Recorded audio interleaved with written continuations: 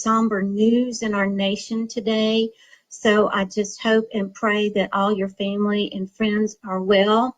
We're going to take a couple of moments here to just pause for those people that would be impacted, whether they were behind the scenes, those injured, doesn't matter. People are people. This is what matters. So we're just going to take a moment or two here, and we're going to pause for silence out of respect. And if you feel like you would like to just utter a prayer or uplift or whatever, that's absolutely fine with me. So let's observe that moment of silence. Thank you.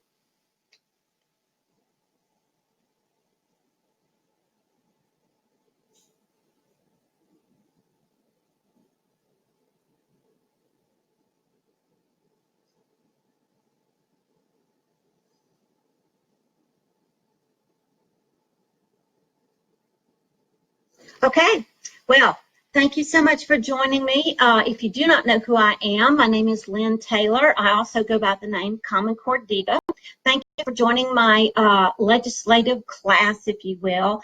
And the goal today is to let you know there are several things that we need to be focusing on as far as the continued federal overreach in education here in the United States. Now, I've got plenty of information for you. I've got several notes, so please, as always, if you've ever seen my Facebook Live videos, you know that sometimes I'm not always looking straight at the camera. It's not that I don't want to see you. It's that I've got all kinds of things going on to try to share with you, and there's always, it always seems like there's never enough time. And one of the reasons why I wanted to do this today, I had tried to do this Friday afternoon after an interview that I did with Tamara Scott on Truth for Our Time out of Iowa, and for some reason, the broadcast was shut down. I don't know what happened, whether it was an error on my part or whether it was an error not on my part. But the point of it was, I tried twice to do this sort of information, and it just didn't work. And so what I was able to do in that downtime was come up with an article. And in the title of it is How Much More? And it goes into some of the background about what I want to accomplish today, and that is to look in depth at some appropriation bills. I will go ahead and put that link up for you in the comment section in case you did not get it, so give me just a moment.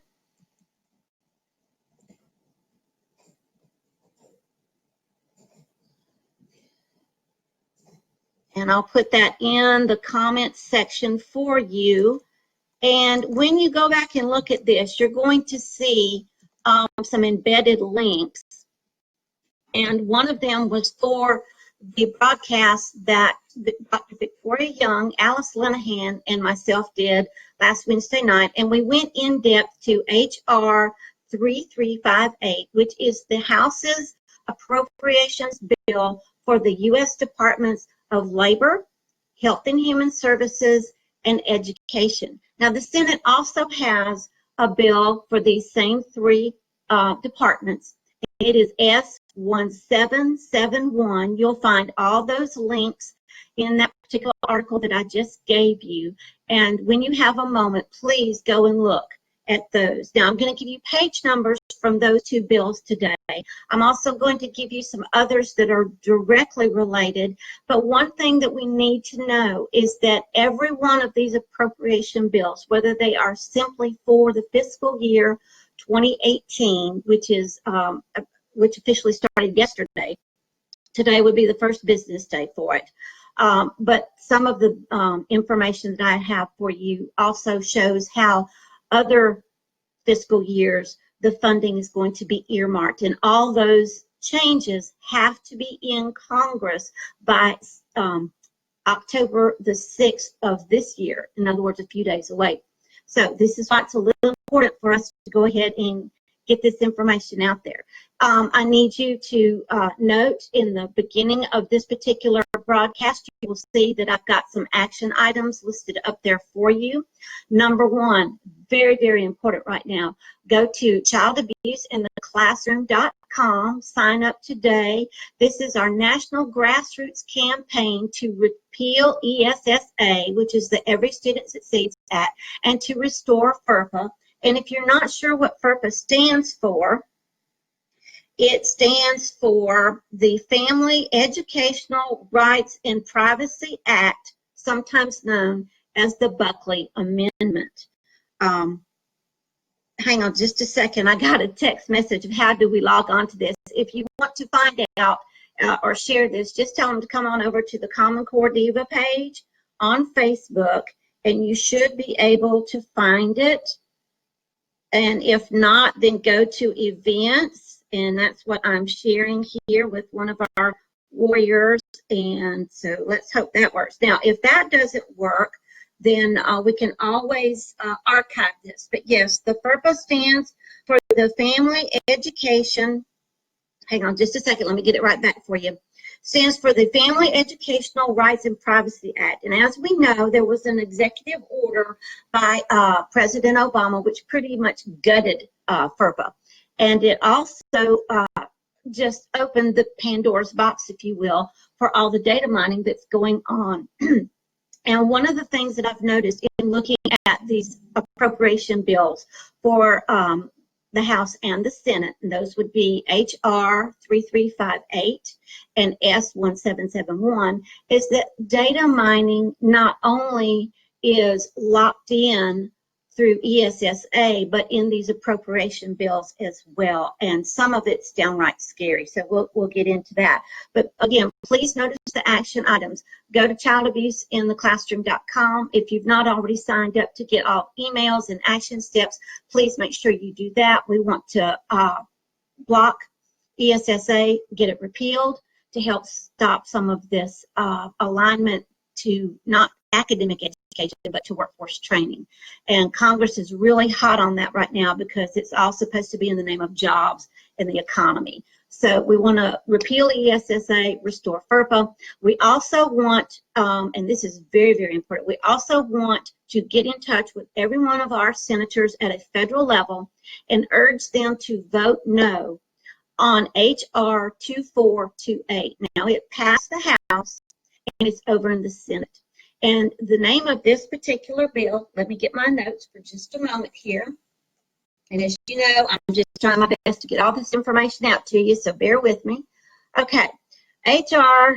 2824 is called the Increasing Opportunity and Success for Children and Parents Through Evidence-Based Home Visits Act.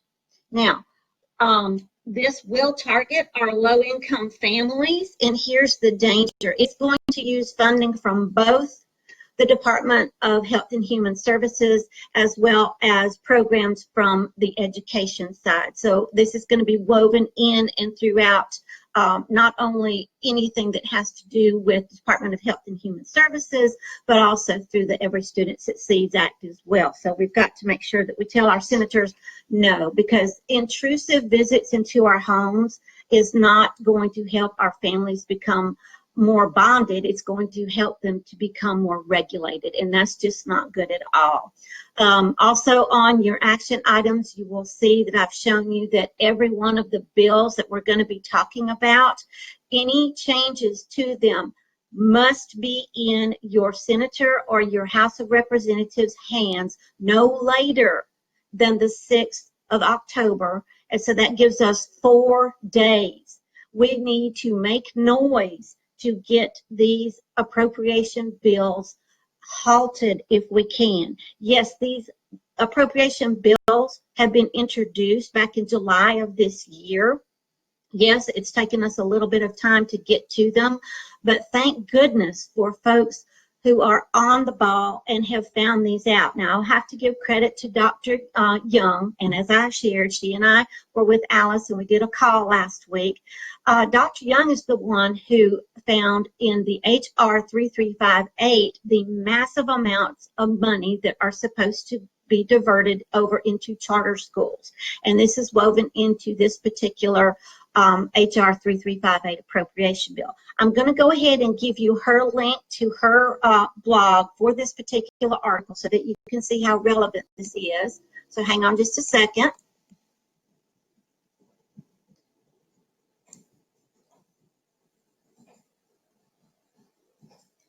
Okay, and you should be able to find her link right there.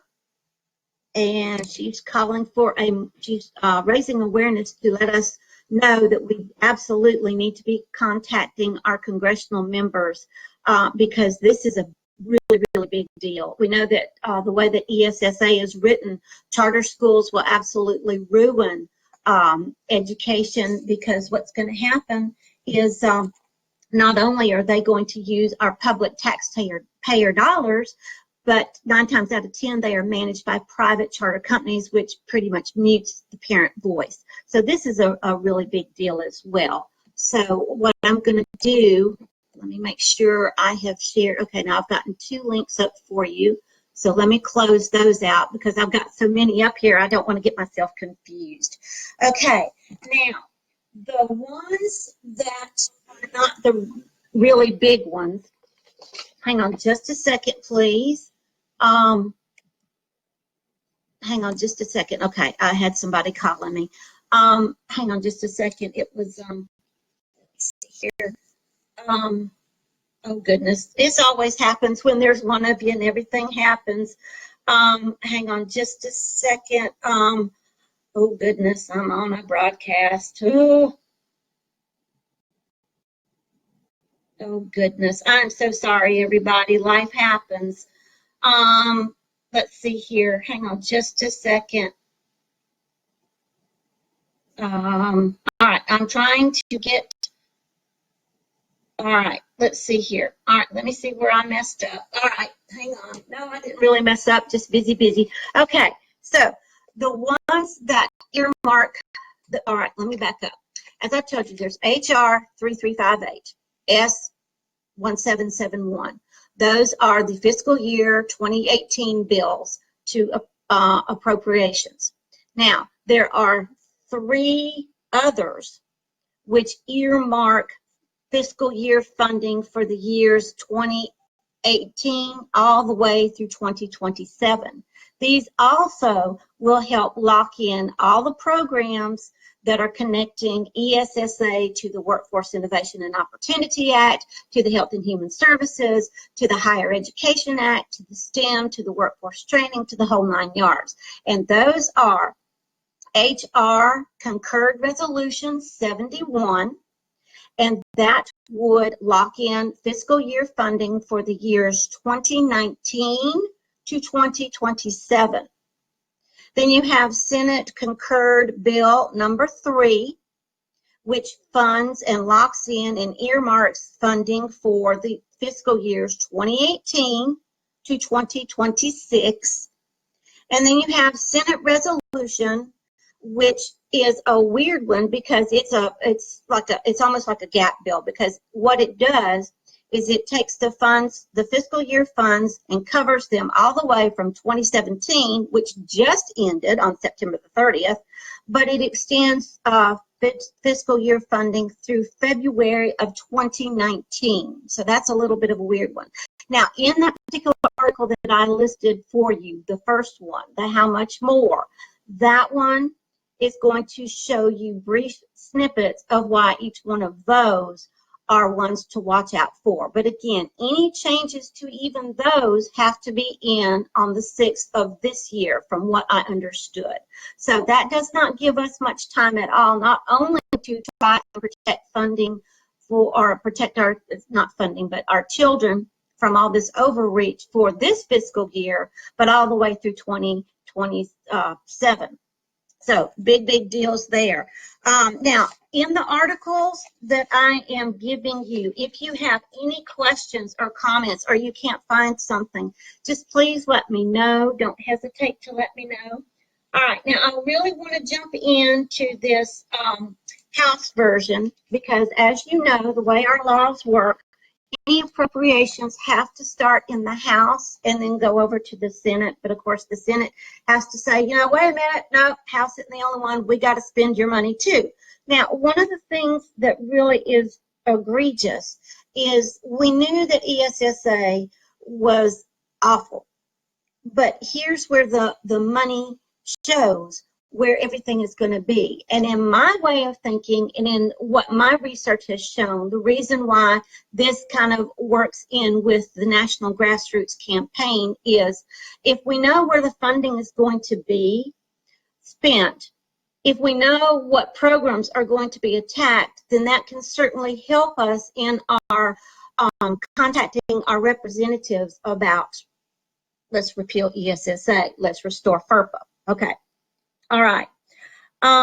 Let's see here. Now, one of the things that you need to know about HR 3358 and S1771 is that while both bills are appropriations, they target labor, health and human services, and education, but then they also go on to say in the language, all related agencies. And warriors, you know as well as I do, that every one of the federal agencies, the cabinet departments, if you will, has plans that overreach from a federal to a state to a local level, especially for workforce education, or career tech education is what they're calling. And Congress, again, is really hot on career tech education and STEM right now because supposedly those will give us better jobs, and it's supposed to help our economy. What the hidden agenda is this ties all into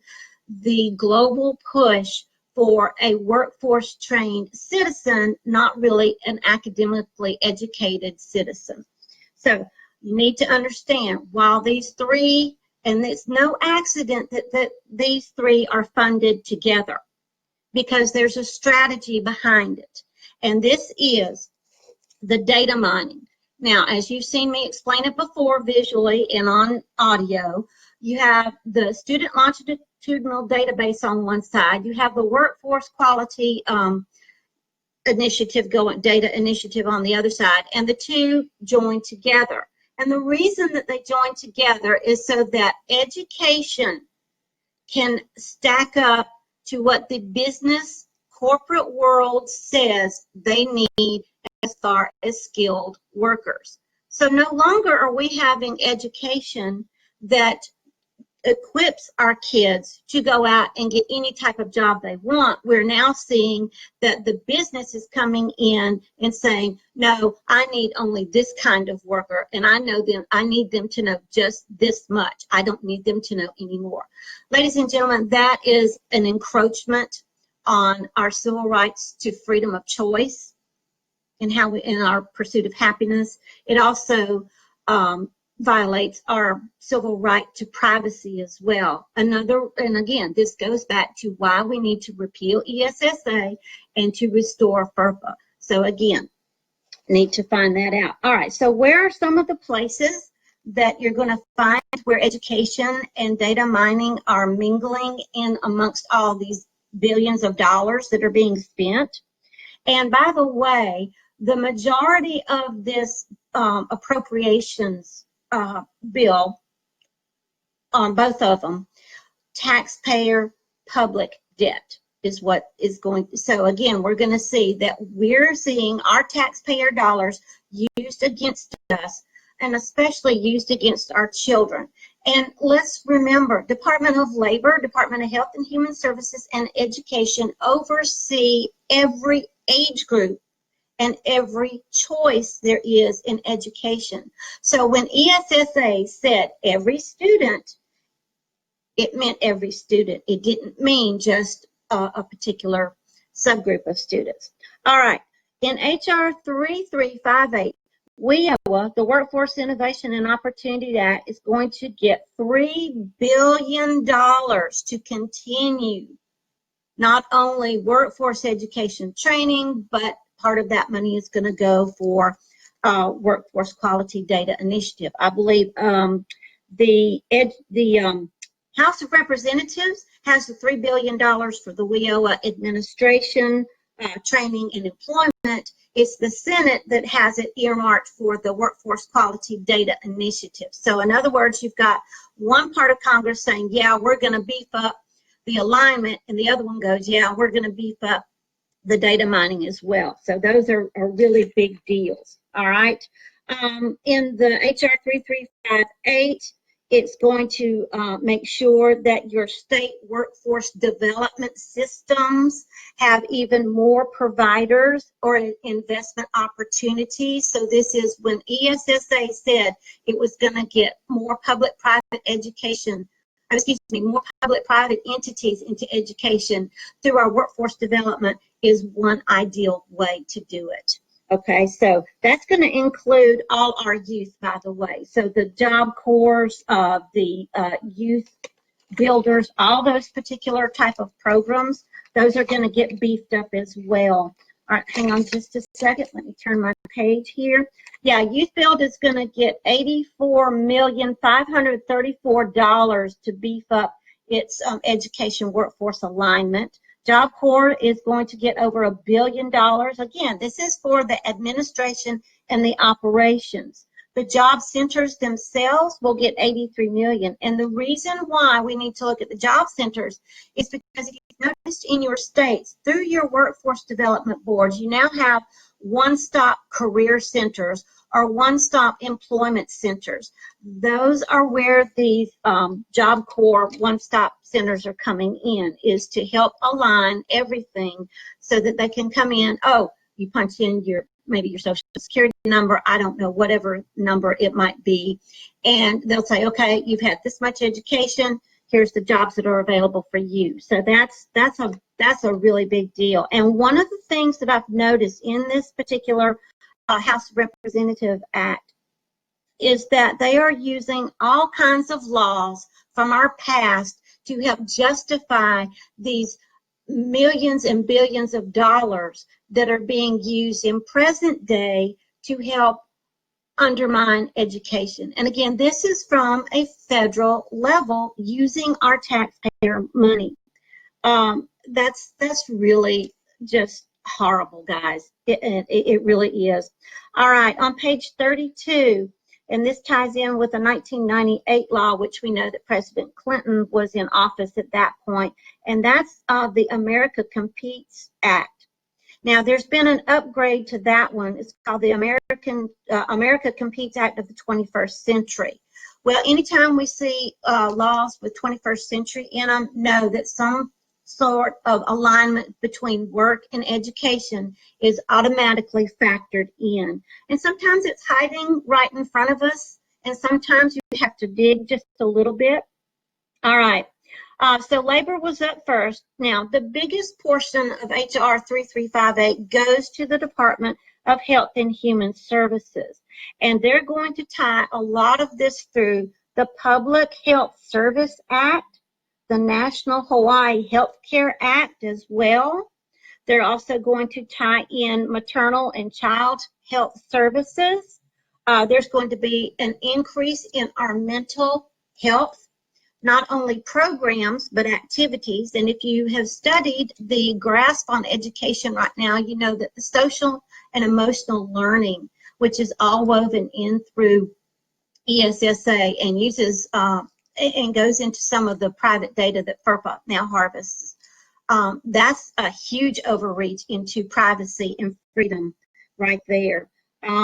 So these are places that we need to be looking at as well. Rural health is also going to get a heck of a lot of money, especially for upgrading their hospitals. And one of the reasons why I bring that up is because just the past congressional season, Senator Franken had a Rural Health Care Act where it took career tech education and STEM jobs and it tied it into, well, yeah, these kids could have a job if they go through these career tracks for hospitals, but this is where they have to serve. So we're seeing this happen in several different bills, not just from one senator or from one side of Congress. We're seeing them from all. That if you need a job, fine, we'll pay for the job.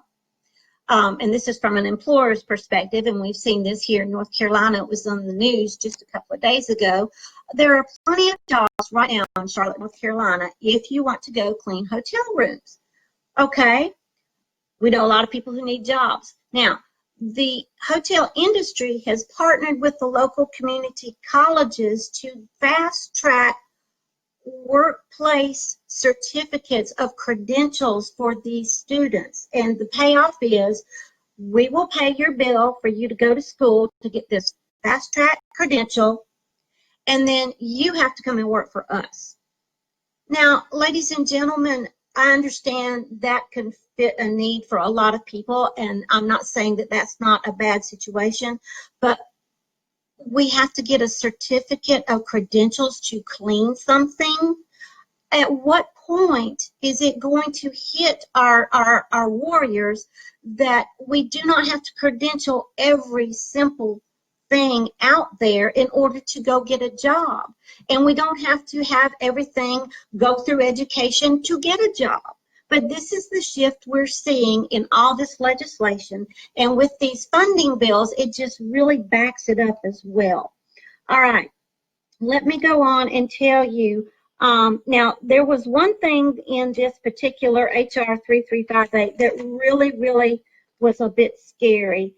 And let me see if I could get to it here. Okay, on page 58 of HR 3358, and again, you'll find that in that first article that I linked to, the Department of Health and Human Services Director on line 13 is going to get $165 million for a National Children's Study follow-on. Now, if you have been in protecting our kids for years from the federal overreach, you're going to maybe have heard of the Vanguard study. This Vanguard study was abandoned due to all the uproar about the massive amounts of childhood data it would harvest. But yet here we have in a present day bill $165 to kind of resurrect a project like this. This is big and it's scary and it shouldn't be funded. All right. Social emotional learning absolutely is in science as well. Absolutely. And it's under the guise of, I think it's know your body kind of stuff. So it would be under the health sciences as well.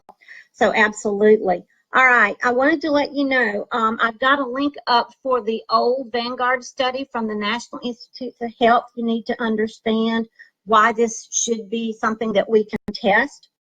$683 million of this money, $683,000 of this money goes to what's known as a common fund. And if you know anything about the National Institutes of Health, the common fund is for clinical trials for new drugs. And one of the targets that we're seeing here is that pediatric research, behavioral interventions. These are all the things that go right back to that social and emotional learning.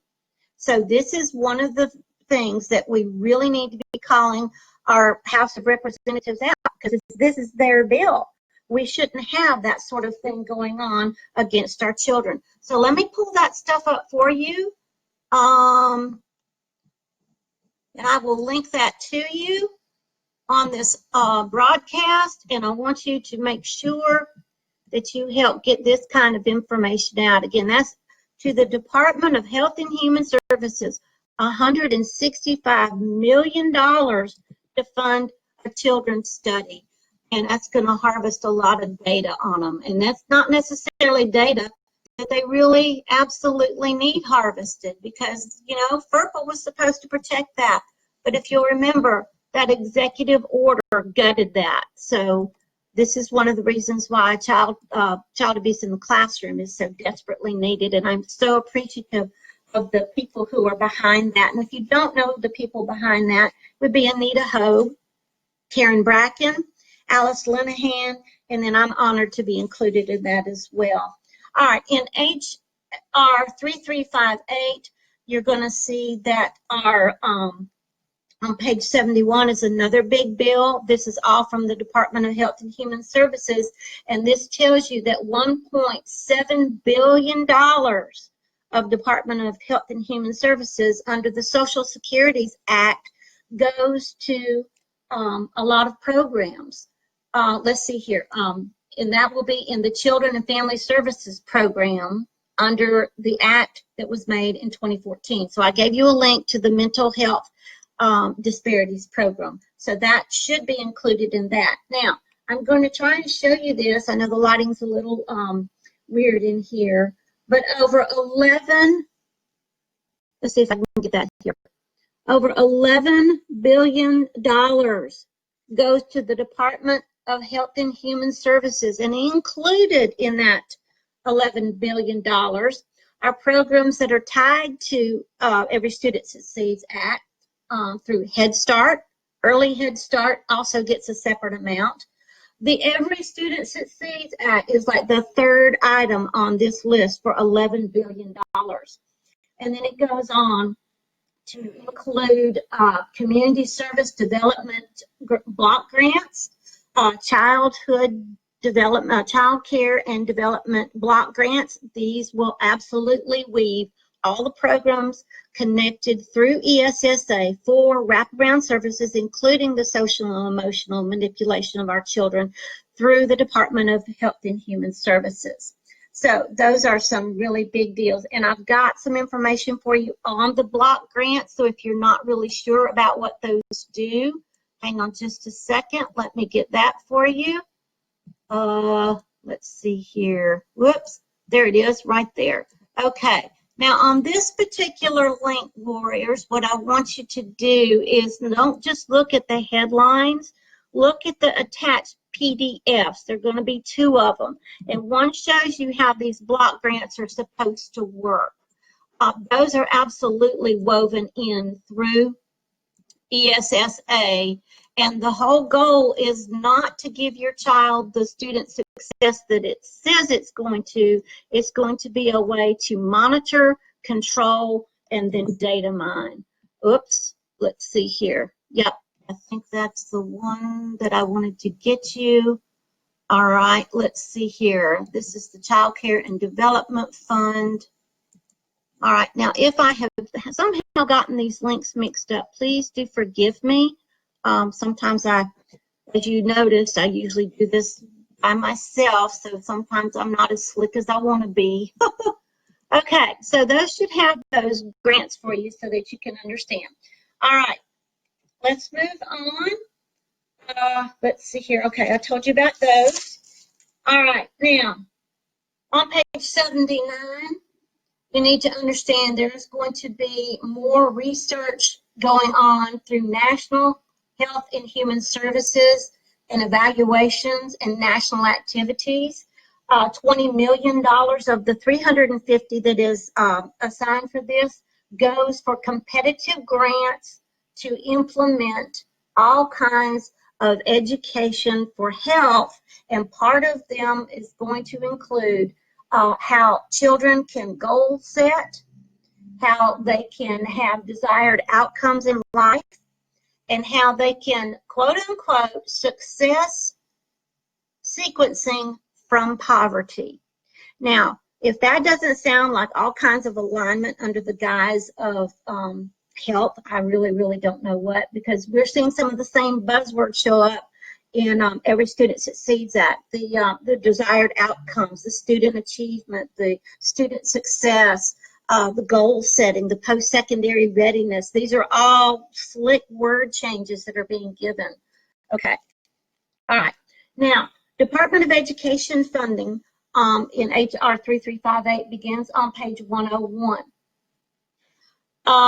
For K through 12 and higher education, $15,953,790,000.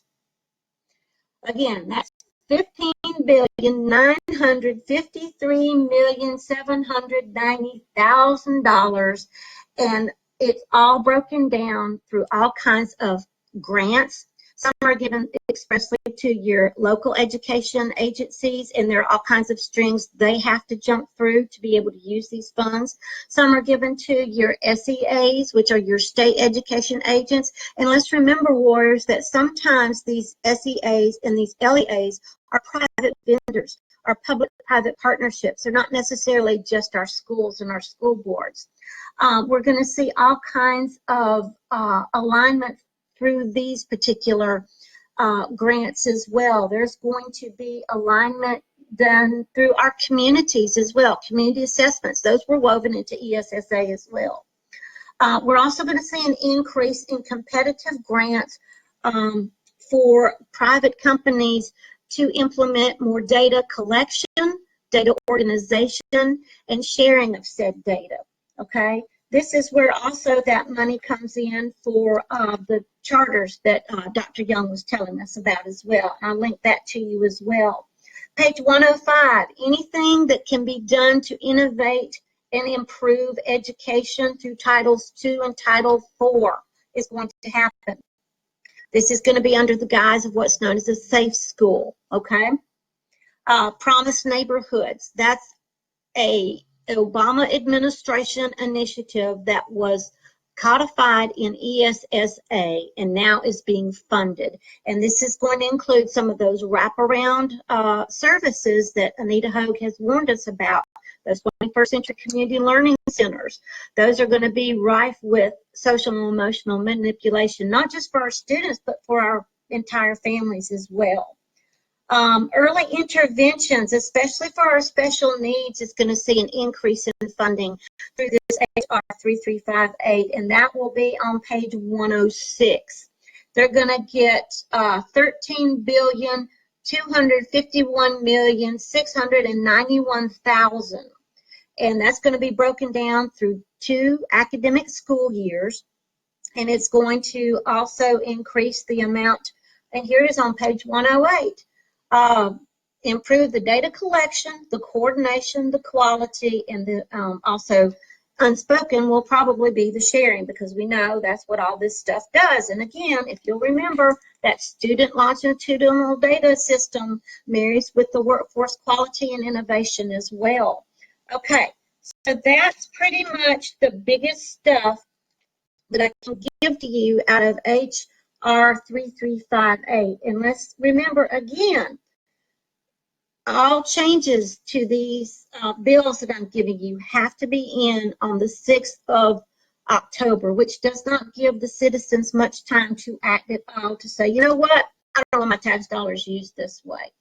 Okay, I will tell you that on page 114, if any of you are familiar with the Institute for Educational Sciences, this entire page, and it carries on over into 115, gives you all the funding, which is going to be massive. And here's where it tells us specifically, and this is another big reason to fight HR 3358.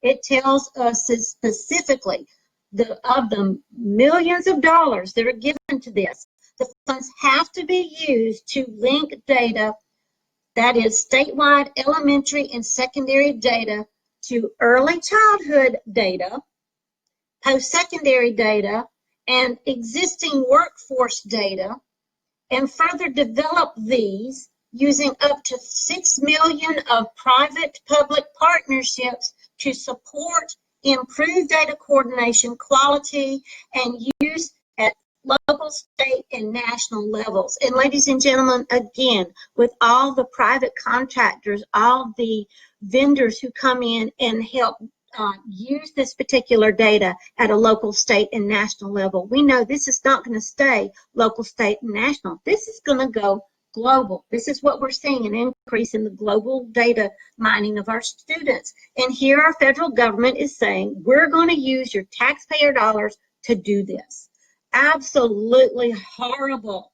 We've got to get this information out there. We've got to repeal ESSA. We've got to restore FERPA and stop this stuff dead in its tracks.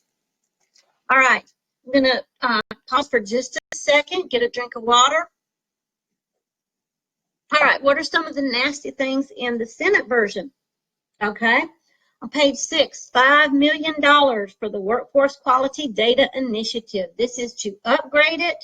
This is to make it run better, which means it's going to data mine even more. And as I showed you earlier, Workforce Innovation and Opportunity Act comes in from adult and tracks backwards to our children. And then the student longitudinal data takes and goes from the littlest learner all the way up to the two intersect. So that's what's going on. So we're going to use $5 million of our taxpayer money to say, okay, you don't have enough data on us. We're going to let you have more. Absolutely awful. Okay. 95 million will go to the national apprenticeship programs that are already in place. This is a breeding ground for where Congress is so hyped up on we have to have better jobs, better qualified people for the good of the economy, not the good of the student, not for the betterment of us as a people, but for the good of the economy. And if you followed my research for very long, you know that the apprenticeships are absolutely based off a global model that all students targeted 16 to 25. This is the target group for them. The European Union has it as a youth guarantee program. It's been tried to be sold here, but yet we're going to increase funding here to do something almost exactly like it. And I've got research into that if you want it as well. Okay. Again, the lion's share of this Senate bill goes into Health and Human Services as well. One of the things that I want to call into question, as much as we're seeing data alignment from our healthcare professionals, and you know some of the nosy forms we've seen in the doctor's office, there's going to be $856 million, and part of the funds have to go to beef up the National Practitioners Data Bank. Now, I'm not exactly sure what is in that data bank, but anytime we've got federal taxpayer dollars and data, we need to be asking questions. Okay, absolutely. Now, on page 62, you're going to see over $1 trillion go to behavior research facilities. Who are they researching? What age groups? How does it connect to education? These are questions you need to be asking your senator, because this is Senate Bill 1771, okay? What kind of behavioral stuff is going on? In this particular bill, on lines 24 and 25, you're going to see that children's mental health. You're going to see early interventions on the top of page 65. And then on line 14 of this particular page, you're going to see the absolutely troubling term, evidence-based programs. Now, as we've seen in this overreach by the federal government into our education, when it comes to evidence-based, it usually means that it is not objective evidence, but it is subjected. And usually it is paid for by someone who's in the Common Core machine, as I call it, okay? Page 66, you're going to see there's going to be even more data collection. Cross-cutting activities. This is one thing I've learned in looking at these appropriation bills. When you see that term, cross-cutting activities, 9 times out of 10, data mining on someone is included. And unfortunately, it seems like it's going to be a lot of our students as well.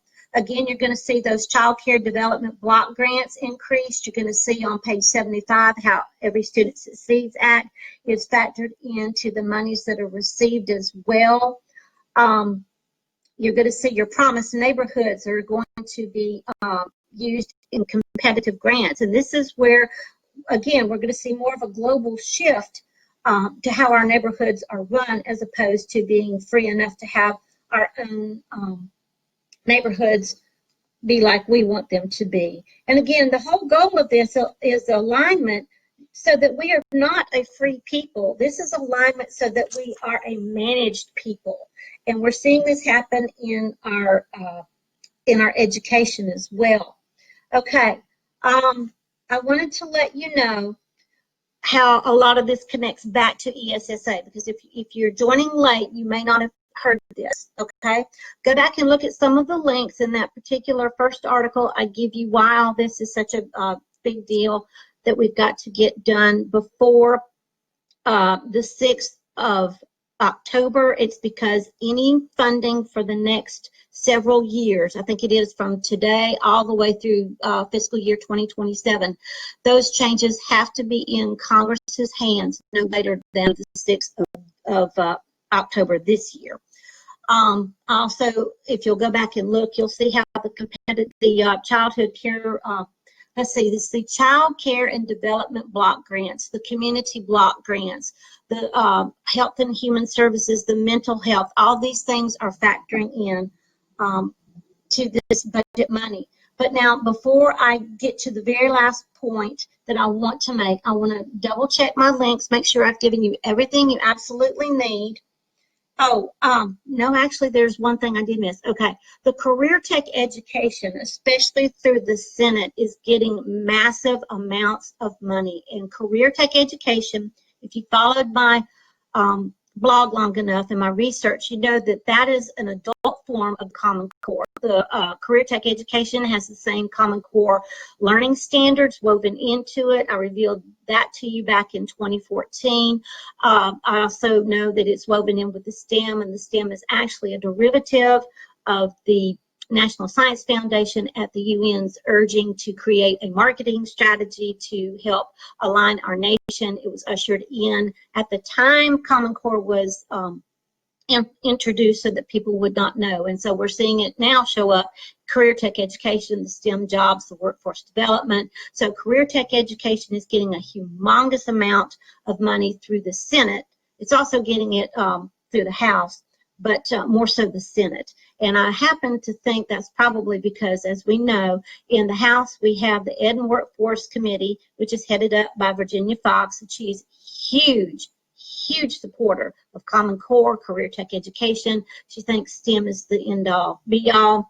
Likewise, over in the Senate, you have LeVar Alexander, who we know he was the poster child for ESSA. He's also been telling us how all this gives us local control. Well, if you listen to how these budget figures, or these appropriation figures are coming out, there's no local control in it. It's all federal. So as far as the career tech education, I've got a couple of links I want to share with you there because they're targeting our special needs. And one of them is through the Helen Keller Institute. And the document that I'm giving you shows, and I think it's under the goals and the objectives, how the goals are to get these special needs students, especially with many challenges, to get them into jobs and to align them. So I want to give that to you. And then also I'm giving you the 2017 justification from the Department of Education for anything that has to do with career tech education, which is just awful. Okay, so let me make sure I have that for you. Oh, one of the dangers as far as the data mining goes, if you know someone who has a CHIP card, and that's through the Department of Health and Human Services. This one I'm linking you now shows the purpose data alignment between the Medicaid and the CHIP cards as well, so you'll want to see that. Let's see, what else do I have for you before we close? Okay, I got you that one. All right, now let's see here. Okay, so those were all the links that I had for you. So let's review our action items, okay? Number one, go to childabuseintheclassroom.com. If you've not registered, register there. Take a few moments and register. And what you're registering for is to get updates, because this is the national grassroots campaign to repeal ESSA and restore FERPA. And by repealing ESSA and restoring FERPA, we can wipe out a lot of the alignment to workforce global agenda items. We can also nix the data mining that is ruining our children. It's also going into all of us, because as we know, the Department of Education, the Department of Health and Human Services, and the Department of Labor work with birth to grave. Know that these appropriation bills that I've gone in depth to you, that would be HR 3358 and S1771, are for three specific departments only. That would be the Department of Labor, Department of Health and Human Services, and Department of Education. However, any agency which is related to these three is going to be in on the taxpayer money as well. We also know that we need to call our senators and have them block the intrusive home visits through the House Bill 2428. It is now in the Senate now. We need to contact both our House of Representatives and our senators on these appropriation bills and tell them we do not approve of having our taxpayer dollars used to undermine not only education, but to data mine our children and assault their right to privacy. We know this probably breaks all kinds of laws. I don't have all the answers, but I do thank you for joining me because I know that you do trust me with some of this research. But I wanted, again, child abuse in the classroom, national grassroots effort. We can wipe out a lot of this stuff. And if we don't act before the 6th, any of these appropriation bills that are not amounts that are not contested go into effect. And again, it's not just for the fiscal year 2018. This is locked in all the way through 2027. If you're joining late, know that you can go back and look at this. I urge you, share this with everyone you know. It's not about me. It's about the information. We've got to get the information out because we, the people, are absolutely being played. We're seeing more federal overreach into education, into our personal lives. We're not seeing less. We will not see state control return through ESSA as it is continued to be implemented, and that is exactly what these appropriations will do, is continue to implement ESSA. It's going to continue to gut FERPA, which is why, as I told you, and you're probably tired of hearing it already, but this is why child abuse in the classroom is such a vital effort for us. It is something that we can actually do to strike a blow and say no to our federal government. Okay, I know that you guys may have questions. Feel free to contact me afterwards. I'm going to go ahead and close because I know that I want to have this in a fairly short amount of time so that folks will actually want to continue to pay attention. But thank you guys for helping me get the word out there. FedEd is not good for local communities, and we know that, but we've got to show more people that, you know, things like this are actually proving that is not good. It is not a single party issue. It is not a Republican only. It is not a Democrat only. It is not a libertarian only. This is a concerted effort. And the reason that it is so bipartisan is because our nation has basically sold its soul to the United Nations. And in part of that, and the reason I know that is due to a 2015 agreement that was signed to uphold the Sustainable Development Goals. Education is goal number 4. A good economy is also one of the goals. And I've got an earlier Facebook Live video where I went into every bit of that, so I'm not going to go into that now. But this is why we're seeing bipartisan support, is because our nation is not aligning to the American people, the American way, or even using our tax dollars in a fiscal, a responsible fiscal manner. They are absolutely gutting our pocketbooks. They're gutting our education, and we have got to make it stop. So go to childabuseinttheclassroom.com. Continue to help get this word out. Thank you for your support. Thank you for bearing with me through this live feed. I hope as I continue to do more that I won't be quite as unprofessional. So anyway, call those senators, urge them to say no on the intrusive home visits through HR 2428. Help us repeal ESSA, restore FERPA, and then absolutely raise Cain over HR 3358, Senate Bill S1771. Also go back and look at the 3 related that earmark federal funds for all the departments through 2027, because all departments are in on this shift in overseeing education. Thank you guys. God bless. Take care. We'll see you later.